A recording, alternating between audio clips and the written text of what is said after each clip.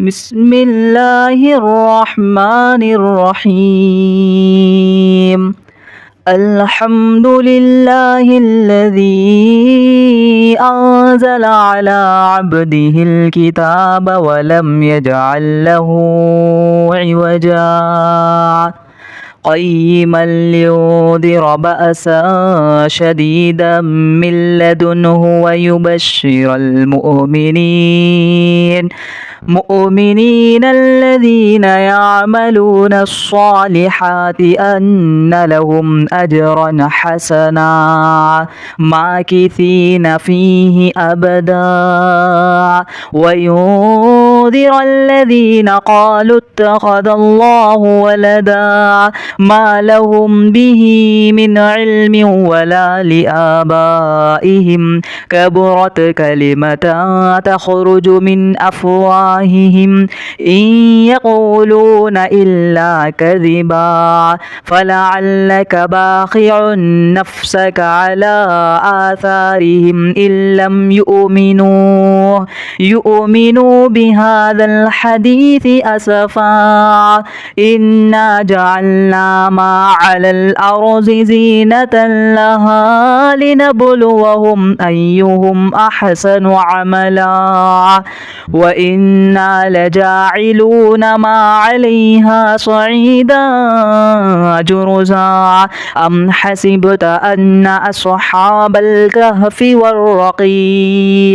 والرقيم كانوا من آياتنا عجبا إذ أوى الفتية إلى الكهف فقالوا ربنا آتنا من لدنك رحمة وهيئ لنا من أمرنا رشدا فضربنا على آذانهم في الكهف سنين عددا ثم بعثناهم لنعلم أي الحزبين أحصى لما لبثوا أمدا نحن نقص عليك نبأهم بالحق إنهم فتية آمنوا بربهم وزدناهم هدى وربطنا على قلوبهم إذ قاموا فقالوا ربنا رب السماوات والأرض لن ندعو من دونه إلها لقد قلنا إذا شططا هؤلاء قوم اتخذوا من دونه آلهة لولا يأتون عليهم بسلطان بين فمن أظلم ممن افترى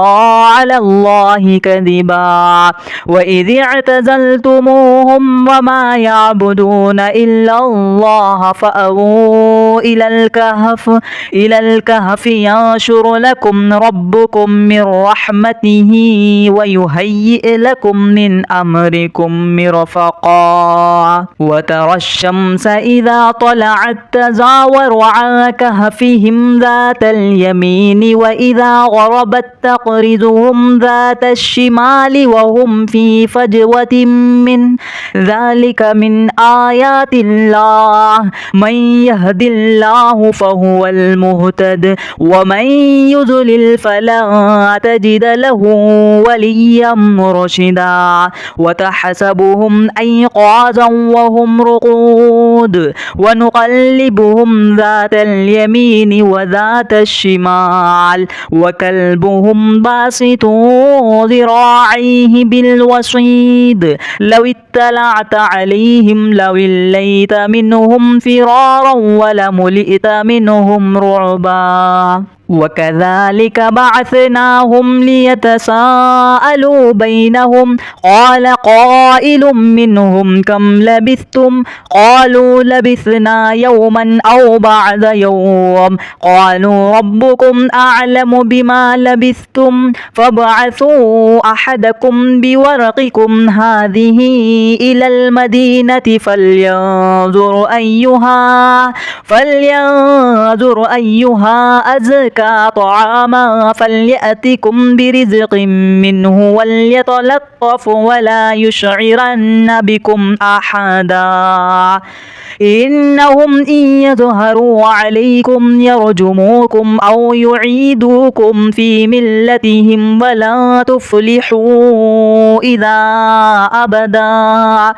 وكذلك أعثرنا عليهم ليعلموا أن وعد الله حق وأن الساعة لا ريب فيها إذ يتنازعون بينهم أمرهم فقالوا ابنوا عليهم بنيانا ربهم أعلم بهم قال الذين غلبوا على أمرهم لنتخذن عليهم مسجدا سيقولون ثلاثة رابعهم كلبهم ويقولون خمسة سادسهم كلبهم رجما بالغيب ويقولون سبعة وثامنهم كلبهم قل ربي أعلم بعدتهم ما يعلمهم إلا قليل فلا تمار فيهم إلا مراء ظاهرا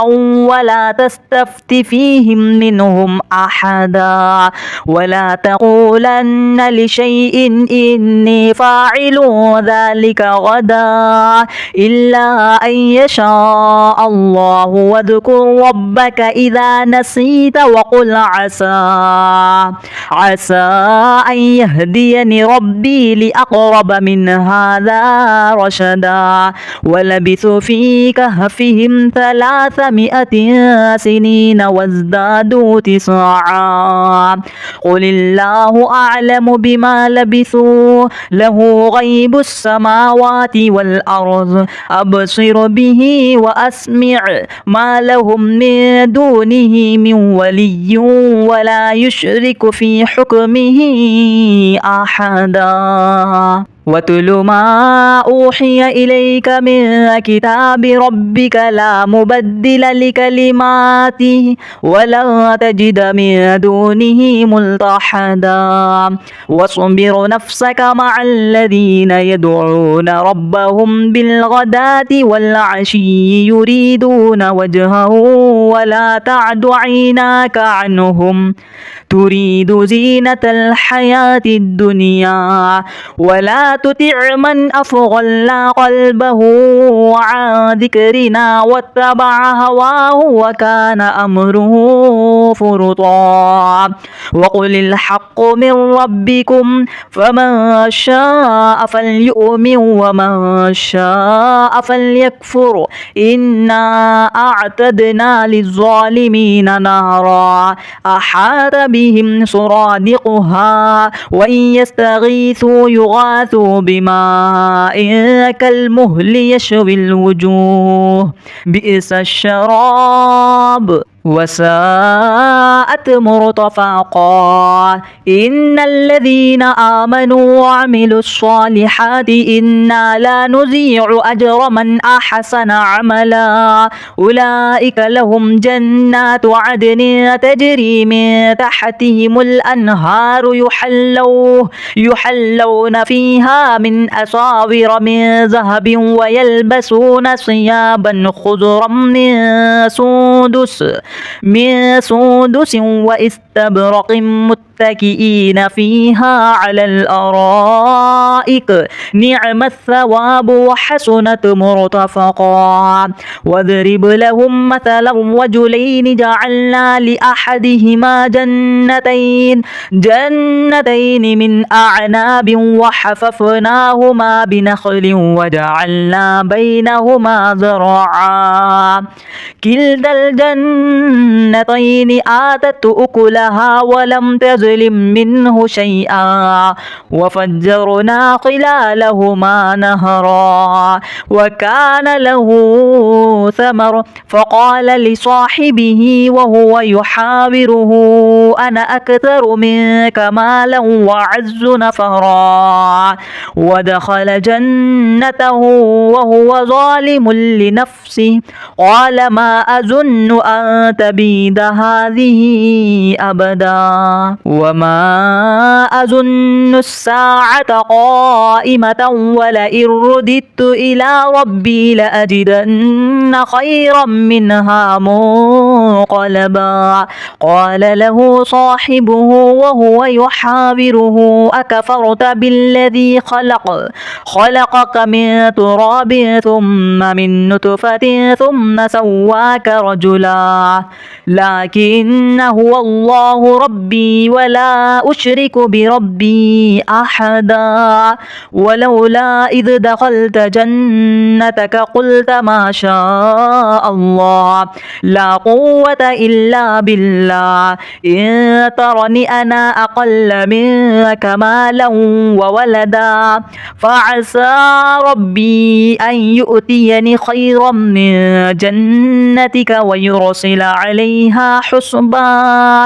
حسبانا من السماء فتصبح سعيدا زلقا أو يصبح ماؤها غورا فلن تستطيع له طلبا وأحيط بثمره فأصبح يقلب كفيه على ما أنفق فيها وهي خاضعة على عروشها ويقول يا ليتني لم أشرك بربي أحدا ولم تكن له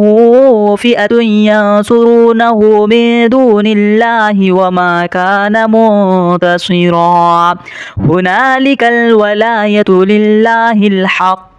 هو خير ثوابا وخير عقبا واضرب لهم مثل الحياة الدنيا كماء إن أنزلناه من السماء فاختلط به نبات الأرض فأصبح هشيما تذروه الرياح وكان الله على كل شيء مقتدرا المال والبنون زينة الحياة الدنيا والباقيات الصالحات خير عند ربك ثوابا وخير أملا ويوم نسير الجبال وترى الأرض بارزة وحشرناهم فلم نغادر منهم أحدا وعرضوا على ربك صفا لقد جئتمونا كما خلقناكم أول مرة بل زعمتم أن لن نجعل لكم موعدا ووزع الكتاب فترى المجرمين مشفقين مما فيه ويقول يا ويلتنا ما لهذا الكتاب لا يغادر صغيرة ولا كبيرة إلا أحصاها ووجدوا ما عملوا حاضرا ولا يظلم ربك أحدا وإذ قلنا للملائكة اسجدوا لآدم فسجدوا إلا إبليس كان من الجن ففسق عن أمر ربه أفتتخذونه وذريته أولياء من دوني وهم لكم عدو بئس للظالمين بدلا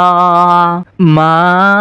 أشهدتهم خلق السماوات والأرض ولا خلق أنفسهم وما كنت متخذ المضلين عضدا ويوم يقول نادوا شركائي الذين زعمتم فدعوهم فلم يستجيبوا لهم وجعلنا بينهم موبقا ورأى المجرمون النار فظنوا أنهم مواقعها ولم يجدوا عنها مصرفا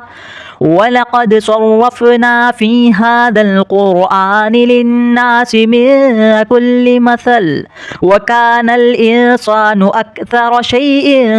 جدلا وما منع الناس أن يؤمنوا إذ جاءهم الهدى ويستغفروا ربهم إلا أن تأتيهم سنة الأولين أو يأتيهم العذاب قبلا وما نرسل المرسلين إلا مبشرين ومنذرين ويجادل الذين كفروا بالباطل ليدحضوا به الحق واتخذوا آياتي وما أنذر هزوا ومن أظلم مما ذكر بآيات ربه فأعرض عنها ونسي ما قدمت يداه إنا جعلنا على قلوبهم أكنة أن يفقهوه وفي آذانهم وقرا وإن تدعهم إلى الهدى فلن يهتدوا إذا أبدا وربك الغفور ذو الرحمة لو يؤاخذهم بما كسبوا لعجل لهم العذاب بل لهم موعد لن يجدوا من دونه موئلا وتلك القرى أهلكناهم لما ظلموا وجعلنا لمهلكهم موعدا وإذ قال موسى لفتاه لا أبرح حتى أبلغ مجمع البحرين أو أمضي حقبا فلما بلغ مجمع بينهما نسي حوطهما فاتخذ سبيله في البحر سربا فلما جاوز قال لفتاه آتنا غداءنا لقد لقينا من سفرنا هذا نصبا قال أرأيت إذ أوينا إلى الصخرة فإني نسيت الحوت وما أنسانيه إلا الشيطان أن أذكره واتخذ سبيله في البحر عجبا قال ذلك ما كنا نبغي فارتد على آثارهما قصصا فوجد عبدا من عبادنا آتيناه رحمة من عندنا وعلمناه من لدنا علما قال له موسى هل أتبعك على أن تعلمني مما علمت رشدا قال إنك لن تستطيع معي صبرا وكيف تصبر على ما لم تحط به خبرا قال ستجدني إن شاء الله صابرا ولا أعصي لك أمرا قال فإن اتبعتني فلا تسألني عن شيء حتى أحدث لك منه ذكرا فانطلقا حتى إذا ركب في السفينة خرقها قال أخرقتها لتغرق أهلها لقد جئت شيئا إمرا قال ألم أقل إنك لن تستطيع معي صبرا قال لا تؤاخذني بما نسيت ولا ترهقني من عمري عسرا فانطلقا حتى إذا لقي غلاما فقتله قال أقتلت نفسا زكية بغير نفس لقد جئت شيئا نكرا قال ألم أقل لك إنك لن تستطيع معي صبرا قال إن سألتك عن شيء بعدها فلا تصاحبني قد بلغت من لدني عذرا فانطلقا حتى إذا أتيا أهل قرية استطعما أهلها فأبوا أن يضيفوهما فوجد فيها جدارا يريد أن ينقض فأقامه قال لو شئت لاتخذت عليه أجرا قال هذا فراق بيني وبينك سأنبئك بتأويل ما لم تستطيع عليه صبرا أما السفينة فكانت لمساكين يعملون في البحر فأردت أن أعيبها وكان وراءهم ملك يأخذ كل سفينة غصبا وأما الغلام فكان أبواه مؤمنين فخشينا أن يرهقهما طغيانا وكفرا فأردنا أن يبدلهما ربهما خيرا منه زكاة وأقرب رحما. وأما الجدار فكان لغلامين يتيمين في المدينة وكان تحته كنز لهما وكان أبوهما صالحا فأراد ربك أن يبلغا أشدهما ويستخرجا كنزهما رحمة من ربك وما فعلته عن أمري ذلك تأويل ما لم تستطع عليه صبرا. ويسألونك عن ذي القرنين قل سأتلو عليكم منه ذكرا إنا مكنا له في الأرض وآتيناه من كل شيء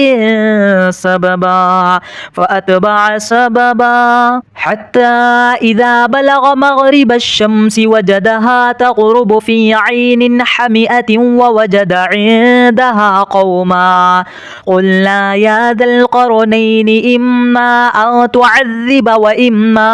أن تتخذ فيهم حسنا قال أما من ظلم فسوف نعذبه ثم يرد إلى ربه فيعذبه عذابا نكرا وأما من آمن وعمل صالحا فله جزاء الحسنى وسنقول له من أمرنا يسرا ثم أتبع سببا حتى إذا بلغ مطلع الشمس وجدها تطلع على قوم لم نجعل لهم من دونها سترا كذلك وقد أحطنا بما لديه خبرا ثم أتبع سببا حتى إذا بلغ بين السدين وجد من دونهما قوما لا يكادون يفقهون قولا قالوا يا ذا القرنين إنا يأجوج ومأجوج مفسدون في الأرض فهل نجعل لك خرجا على أن تجعل بيننا وبينهم سدا قال ما مكني فيه ربي خير فأعينوني بقوة أجعل بينكم وبينهم ردما آتوني زبر الحديد حتى إذا ساوى بين السدفين قال انفخوا حتى إذا جعله نارا قال آتوني أفرغ عليه قطرا فما استطاعوا أن يظهروه وما استطاعوا له نقبا قال هذا رحمة من ربي فإذا جاء وعد ربي جعله دكا وكان وعد ربي حقا وتركنا بعضهم يومئذ يموج في بعض ونفخ في الصور فجعلناهم جماعا وأعرضنا جهنم يومئذ للكافرين عرضا الذين كانت أعينهم في غطاء عن ذكري وكانوا لا يستطيعون سمعا أفحسب الذين كفروا أن يتخذوا عبادي من دوني أولياء إنا أعتدنا جهنم للكافرين نزلا قل هل ننبئكم بالأخسرين أعمالا الذين ضل سعيهم في الحياة الدنيا وهم يحسبون أنهم يحسنون صنعا أولئك الذين كفروا كفروا بآيات ربهم ولقائه فحبطت أعمالهم فلا نقيم لهم يوم القيامة وزنا